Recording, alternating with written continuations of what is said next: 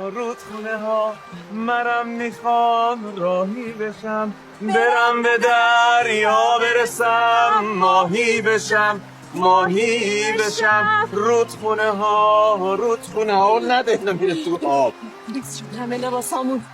یه مطمئن شدم کسی چیزی رو بخواد بهش میرسه، یعنی اگه واقعی از ته دلش بخواد بهش میرسه. تو دقیقا چی از ته دلت میخواستی؟ تو که منو نمیشناختی. باشه نقاشیاتو که دیده بودم.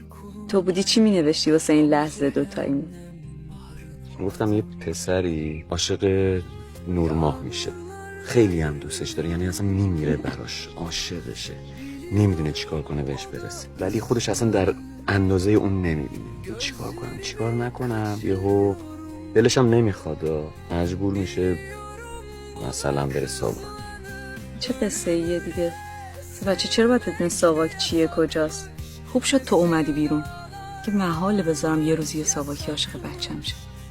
منم امکان نداره اجازه بدم یه ساواکی یه روزی عاشق بچه‌مون شه یا بچه هامون. من شوخی کردم، گفتم بخندیم فقط.